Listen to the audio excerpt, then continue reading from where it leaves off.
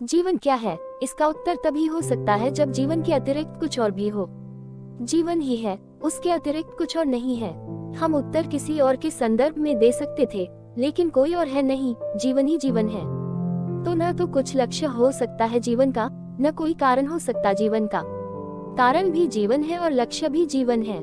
ऐसा समझो, तुमसे कोई पूछे किस चीज पर ठहरे हो, तुम कहो छत पर, और छत किस पर ठहरी है? तो तुम कहो दीवालों पर, और दीवालें किस पर ठहरी है? तो तुम कहो पृथ्वी पर, और पृथ्वी किसी पर ठहरी है? तो तुम कहो गुरुत्वाकर्षण पर, और ऐसा कोई पूछता चले गुरुत्वाकर्षण किस पर ठहरा है? तो चांद सूरज पर, और चांद सूरज तारों पर, और अंततः पूछे कि यह सब किस पर ठहरा है।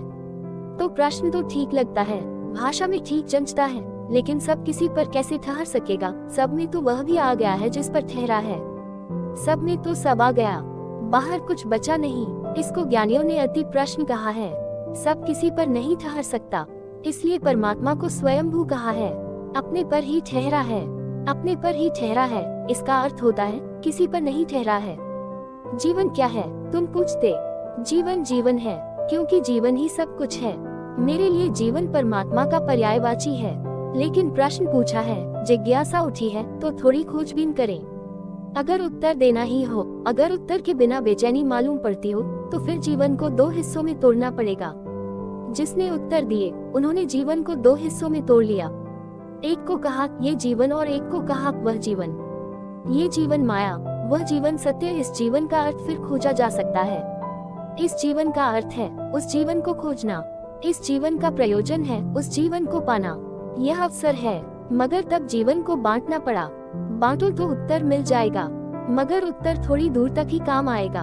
फिर अगर कोई पूछे कि वह जीवन क्यों है, सत्य का, मोक्ष का, ब्रह्म का, फिर बात वहीं अटक जाएगी। वह जीवन बस है, लेकिन यह विभाजन काम का है, कृत्रिम है, फिर भी काम है।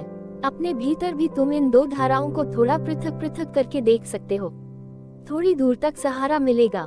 एक तो वह है जो तुम्हें दिखाई पड़ता है, और एक वह है जो देखता है। दृश्य और दृष्टा, ज्ञाता और ज्ञेय, जानने वाला और जानने वाला, उसमें ही जीवन को खोजना जो जानने वाला है। अधिक लोग उसमें खोजते हैं जो दृश्य है, धन में खोजते, पद में खोजते। पद और धन दृश्य हैं। बाहर खोजते, बाहर जो भी है सब दृश्य है। उसमें खोजना जो दृष्टा है, साक्षी है, तो तुम्हें परम जीवन की स्फुरना मिलेगी। उसी स्फुरना में उत्तर है। मैं उत्तर नहीं दे सकूंगा, कोई उत्तर कभी नहीं दिया है। उत्तर है नहीं, मजबूरी है। देना चाहा है बहुतों ने, कभी किसी ने कोई उत्तर नहीं दिया है। और जिन्होंने उत्तर सच में देने की चेष्टा की है, उन्होंने सिर्फ इशारे बताए हैं कि तुम अपना उत्तर कैसे खोज लो। उत्तर नहीं दिया, संकेत किए हैं, ऐसे चलो तो उत्तर मिल जाएगा। उत्तर बाहर नहीं है, उत्तर तुम्हारे भीतर है। उत्तर है इस रूपांतरण में कि मेरी आंखें बाहर न देखें, भीतर देखें। मेरी आंखें दृश्य को न देखें, दृष्टा को देखें। मैं अपने अंतरतम में खड़ा हो जाऊं, जहां कोई तरंग नहीं उठती। वही उत्तर है, क्योंकि वही जीवन अपनी पूरी विभा में प्रकट होता है। वही जीवन के सारे फूल खिलते हैं। वही जीवन का नाद है, ओंकार है। जिंदगी सच है कि झूठ ही लगती अगर अफसाना न होती। वह जो दृश्य का जगत है, एक कहानी है जो तुमने रची और जो तुमने तुमसे ही कही। एक नाटक है जिसमें निर्देशक भी तुम, कथा लेखक भी तुम, अभिनेता भी तुम, मंच भी तुम, मंच पर टंगे पर्दे भी तुम और दर्शक भी तुम। एक सपना है जो तुम्हारी वासनाओं में उठा और धुएं की तरह जिसने तुम्हें घेर लिया। एक तो जिंदगी यह रही, दुकान की, बाजार की, पत्नी बेटे की, आकांक्षाओं की, संसार जिसे कहा है। और एक जिंदगी और भी है, वह जो भीतर बैठा देख रहा है। देखता है कि जवान था, अब बूढ़ा हुआ। देखता था कि तमन्नाएं थी, अब तमन्नाएं न रही। देखता था कि बहुत दौड़ा और कहीं न पहुंचा। देखता था, देखता रहा है, सब आया, सब गया। जीवन की धारा बहती रही, लेकिन एक है कुछ भीतर जो नहीं बहता, जो ठहरा है, जो थिर है, जो अडिग है, वह साक्षी। एक जीवन वह है, बाहर का जीवन भटकाता, भरमाता है। उत्तर के आश्वासन देगा और उत्तर कभी आएगा नहीं। भीतर का जीवन ही उत्तर है। तुम पूछते हो जीवन क्या है? तुम्हें जानना होगा, तुम्हें अपने भीतर चलना होगा। मैं कोई उत्तर दूं, वह मेरा उत्तर होगा। शांडिल्य कोई उत्तर दे, वह शांडिल्य का उत्तर होगा। वह उन्होंने जाना, तुम्हारे लिए जानकारी होगी। और जानकारी ज्ञान में बाधा बन जाती है। जानकारी से कभी जानना नहीं निकलता, उधारी से कहीं जीवन निकला है। बजाय तुम बाहर उत्तर खोजो, तुम अपने को भीतर समेटो।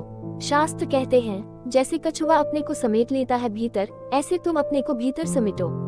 तुम्हारी आंख भीतर खुले और तुम्हारे कान भीतर सुने और तुम्हारे नासापुट भीतर सूंघे और तुम्हारी जीभ भीतर स्वाद ले और तुम्हारे हाथ भीतर टटोले और तुम्हारी पांचों इंद्रियां अंतर्मुखी हो जाएं। जब तुम्हारी पांचों इंद्रियां भीतर की तरफ चलती हैं, केंद्र की तरफ चलती हैं, तो एक दिन वह भाग्य का क्षण निश्चित आता है जब तुम रोशन हो जाते हो। जब तुम्हारे भीतर रोशनी ही रोशनी होती है, और ऐसी रोशनी जो फिर कभी बुझती नहीं, ऐसी रोशनी जो बुझ ही नहीं सकती, क्योंकि वह रोशनी किसी तेल पर निर्भर नहीं, बिन बाती बिन तेल अकारण है। वही जीवन का सार है, वही जीवन का क्या है। उत्तरों में नहीं मिलेगा समाधान, समाधि में समाधान है।